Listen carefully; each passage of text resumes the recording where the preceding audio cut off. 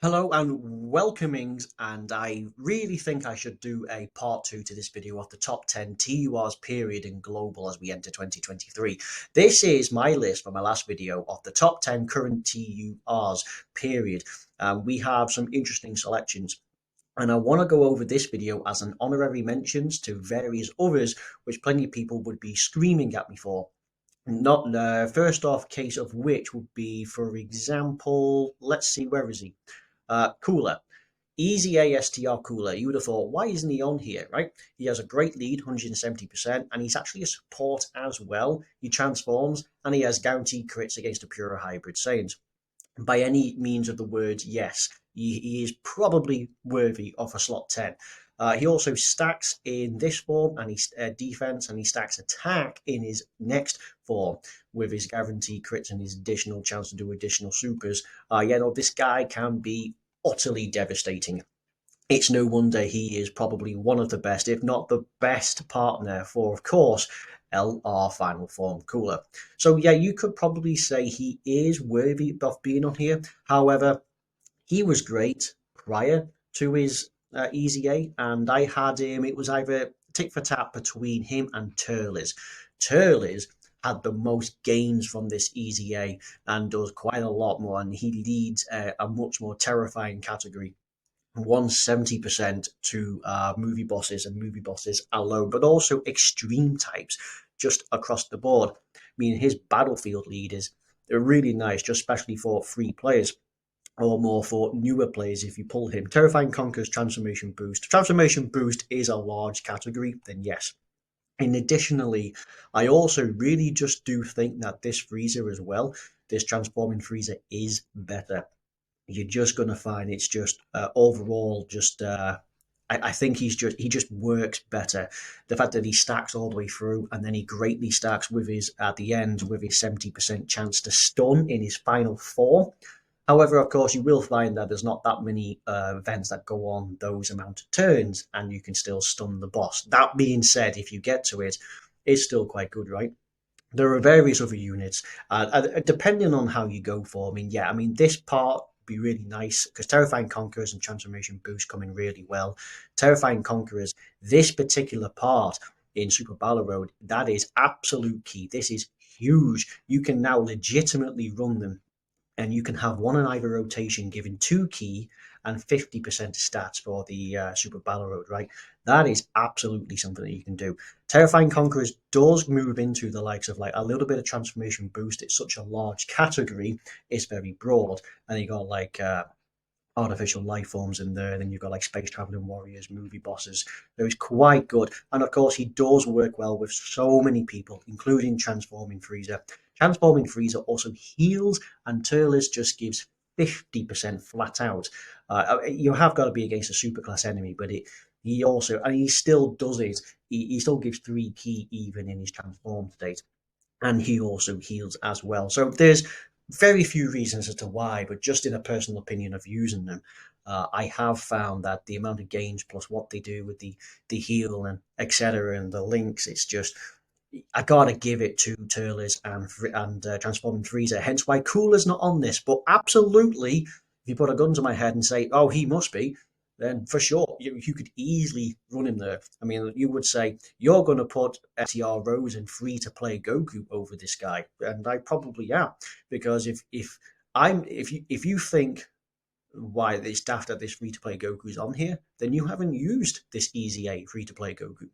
That's really truly the ultimate reason. Another one you could say would be between these two Brolys. So this guy has been out for a while. He stacks and he's great against a pure and hybrid Saiyans, right? Because he has additional crit chance, but more importantly, he has the additional attack, which has a chance of becoming a super attack. The extra damage reduction, just by having a pure and hybrid Saiyans enemy, and you will find that quite common. Along with having great key at the start of turn, it's brilliant. He also flat out has this. Usually, this damage reduction of 18% is not great. You have to realistically have this. But this, you only get all of this is on attack. So you actually have to actually attack first. That actually has that around. He does stack, so it's really, really nice. He does have a great active skill. I don't know why it's key +6 because I mean he's getting 3 plus some other links. It basically just means you're guaranteed to get this. You're guaranteed to super with 60% attack, 60% on top of all the existing buffs. You probably would have built up quite a number of times. And then, yes, you can pop this and it'll be an instant killer. Super effective against all types, works out well. I'd say the one thing holding this guy down is probably the fact that he doesn't have big bad bosses and he has stuff like Berserker and Hard and Grudge. And we check out Hard and Grudge. Hard and Grudge is this. None of these are runnable. Maybe this guy in long events, right? Fighting Legend Goku, the first one, he'll have type advantage and he'll settle in. So yeah, but you don't really run it. We check out Berserker, but there is some units on here, but it's Broly who just had his easy A, so he's more usable. This one who is solid, and they work really well in terms of like the tournament. Kale's solid. This guy is, yeah, he's reasonable. You still wouldn't really run him anymore. So there are some great uses out of it, but it's mainly Broly, right? So he doesn't have big bad bosses, which is kind of weird considering when he came out in his movies, he is terrifyingly oppressive, you know, easily capable of destroying the entirety of a galaxy. And he's not on a big bad boss. I mean, it took all of them pooling their energy together to take him down, much like any other boss, realistically. So yeah, that's the reason why I don't have this guy or even him. If anything, this guy is more deserving. Two leads, one is movie boss and full power, of which movie boss is extremely difficult in Extreme Super Battle Road, and anything that includes movie bosses. Full power as well can be really nice. We check out full power, and there's a lot of decent units on here. LR Freeze has just come out, which is a great unit if you've just pulled him, but the other one is a nice one. We stick out to other extreme units. There isn't really much extreme class units going on here. Like this Brody is on it, and he would be a better, far better lead for it. You do have some Saiyan links, so you are able to get a few extra little bits out of him from here and there, but his links is what really sets him back. Like Berserker, right? It's it's difficult. I mean, as well, this guy. I mean, he gets 6 key, and yet he's still getting 2 here. And he's still getting 2 here. You auto super already. You don't need these. You could just give him big bad bosses and something else. So for those reasons, I step him down. I mean, I probably would have had him somewhere between 7 and 9. 7 and 9 is probably appropriate for this guy for what he would have been as an honorary mention. The next one, who is might be a lot of surprise for a lot of people, is Ginyu. Ginyu is extraordinarily great. The only thing letting him down is you kind of need Ginyu Force allies on the team. Now, this team, his team, if you run this, it is a 200% to the Ginyu squad. You do, however, as a thing to hold him back, you need the other two newer ones. You need the Int, was it? Int, Jace, and Berta, and then you need the STR, Raccoon, and Guldo, and they actually guard as well. I've seen this team with those units, which you have to get, take down Cell Max, difficult event in the game. I've seen them take down Broly, right? Red Zone Broly. That's an AoE unit. They are incredibly great, but you've got to run them. Like this unit guards, this is a fantastic support. He can guard. This guy foresees super attacks. He is solid. Like people have been using this guy in outside of like Cell Max and stuff in other somewhat difficult content. Stun, seals, lowers attack and defense. So there's a lot of great. I mean, you have to have these two, and by extent, even these. Well, these two are free to play, but you have to summon for these, and you have to do the grind for him as well. He's pretty reasonable, but I have seen this team do something absolutely ridiculous. I mean, he stacks, and then of course he stacks attack in his other form. It's just brilliant. I mean, with the Ginyu, he's super effective against all types, and he's getting all this additional nonsense. He has that flat out. He hits hard. He's going to build ridiculously fast, and he probably would be number one. He straight up, maybe even number two. Gogeta does have the dodge and the crits. It's just the fact that you need to have all these here because his links as well go against him. Frieza's army, gentlemen, respect the Ginyu Force signature pose, right? They all are quintessentially Ginyu. I mean, it is a space traveling warriors, so you are going to get the extra 200%, but he is so limited but so good at the same time. It's so daft. And another one that we can have, we'll go with this guy. So the Gammas are recently came out, and it's great as an honorary mention. I can say that they're straight up here, but just because this guy guards is not great. His leader skills a bit wonky. Movie heroes or artificial life forms. Movie heroes with accelerated battle, even worthy rivals, is a thing. Artificial life forms, you can get like for the likes of STR Boo on here, you can get some margin power on this, but that's really about it. There might be a sell. In fact, if we check on it, who do we have? So yeah, we have the Gammas in terms of extreme units alongside artificial life forms. This AGL cell is probably the only android on here quite recently for artificial life forms. That's yeah. Other artificial life forms. I mean, Janemba's probably one. Yeah, it's not great. It's really not great. So his leader skills a bit here and there. I mean, it's a nice 170%, and then movie heroes accelerated battle. Definitely something you can make a crack at. He does guard. He does have great start of turn stats, but he has no key in his passive. He does give one key 30% defense, as well as the fact that he's a guard. So he's definitely the more defensive option. The Gamma 2 is much similar, except he's giving 2 key and defense, no, attack 30%, but 2 key. He is also more relevant on a few more teams because I think he has, is it the Innocence or something like that on the AGL Gamma, means it's more runnable when you go to like the special pose running Innocence. You can really help out just that extra link, that extra attack that they can give for like the go tenses, which is what it's about, would really help out. I mean, is great. I like this as well. 70% chance of unarmed super attacks. It's basically Tech Gogeta, right? LR Tech Gogeta, only a little bit better. That's not too bad. I mean, all of this seems impressive, but with no key in his passive, it's a bit absolutely ridiculous. You need signature pose, which we'll get with Gamma 2. That's another thing. Shocking speed, which you'll need to get with Gamma 2.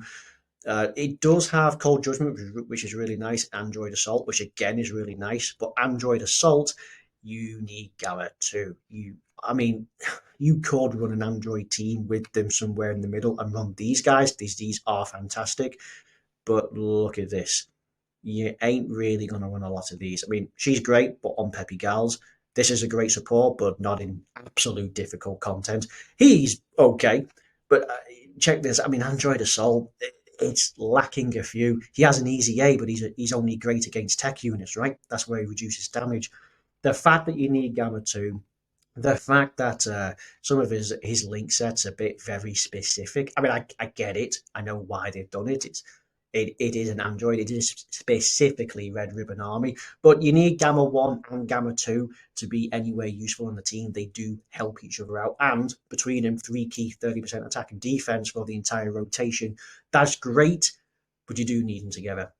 And lastly, as an honorary mention, I'll probably say it's the Vegito Blues between the physical or the tech. The physical one is still fantastic, greatly raises on super attack, does a bunch of different attacks. Each one you can have at least a 50% chance to do super attack. I've seen physical VB do like 6 super attacks. Each one's greatly raising, and he counters and reduces damage received from normal attacks by 40%. So if he goes first and he gets, these days, I think he needs 4. If you get 3, is pretty common. But if you get 3, probably 4 super attacks, and he reduces damage from normals by 40%, I mean, he's a solid tank. He can easily go through Extreme Super Battle Road as a great floater. You could stick him in slot 1. Type disadvantage would take care of him quite quickly. If you had type advantage going into Super Battle Road, Extreme Super Battle Road, you can probably take it outside of a super attack, obviously. Spec for crits would be a good idea, especially after he does a bunch of supers, because it's attack and defense that the physical one raises. And then you can really dish out some damage. He still holds up extraordinarily well. And this guy only recently came out for Global. He does have a nice start of turn defense, gets additional when attacking, so he's got to go first. guarantees to do these, which have a 30% chance. Takes him a while to build up, whereas physical VB, he just needs a couple of super attacks within the turn, which also sets him down because it's a bit RNG. Vegetos are going to be RNG, but on the good side of them, they can do absolutely crazy stuff.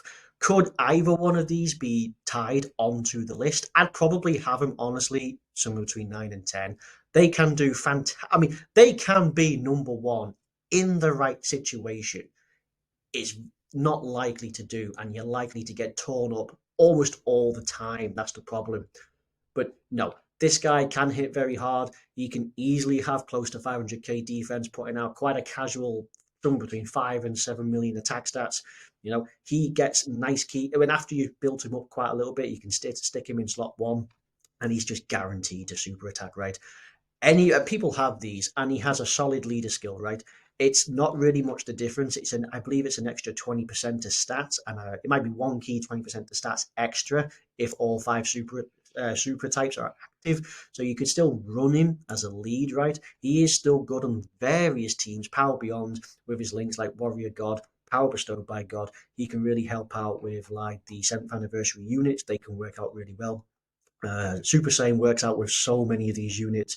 Over in the Flash Fuse Fighter as well really helps out with like Final Trump and Time Limit. That's really awesome. Battle of Wits is helped out by Power Bestowed by God.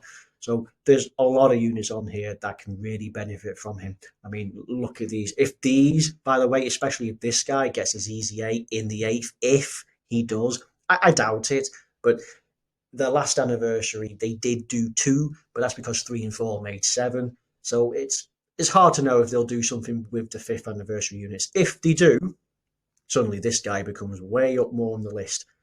But until then, it's hard to say. Solid unit, both of them, but I'd honestly only have him at best 9 or 10. So this is the reason why I thought I'd do this video for honorary mentions for the likes of like Cooler, Ginyu, and Gammers, just to try and like make it fair across the board. I remember, if you don't use any of these, if you think I'm daft, you haven't used them. You don't use them. You don't know how good the guaranteed crits and the stun on just on attack for every rotation. Like, he guards and greatly stacks. This guy, solid support and still and heals when he transforms and stacks. This GT Vegeta, Orb Dependence is his only weakness, but works well outside of GT heroes. And this Goku, free to play. I mean, he takes nothing after he super attacks. And he goes first. Yeah, he's not doing much in the way of damage, even his counters, but he totally decimates any opponent's damage outside of super attacks. That's his only weakness. That, and he's got to go first. Rose is fantastic. Coming out the gate with like 150k, but greatly raises. He's got one of the highest multipliers going for his super attack effect. And he is a 50% support for some of the most devastating extreme Realm of Gods class enemies units going. It's ridiculous. Fantastic support for such a small team. Yeah, okay, you could say, oh, STR Cooler can do that too. Granted. And he's probably more capable in Super Battle Road as well. Great. This guy, though, he can help out in Corroded Body and Mind, and he could help out in Time Traveler's Extreme Super Battle Road, which has got to be one of the worst stages going, because it's, 4-4-3? It's a joke. It is really hard. But he's propping up 2 Mega LRs, the new Int Zamasu, but also the Easy A Tech Goku Black and Zamasu, right, of one of which guards, giving him an extra 50% plus his guard and attack and 3 key. I mean, come on, it's ridiculous. So that's going to be it for this video. It's a nice summary. It's a good explanation as to why I had these, whilst not discrediting any of the others. Any of the others that I've had, including the Coolers, including the Brolys, right? Every single one of these could easily be on the list, but I just gotta give it this. Well, okay, so I hope you agree with me, and I hope this shed some light. But I'll thank you all for watching, and I'll catch you all on the next one. Bye bye.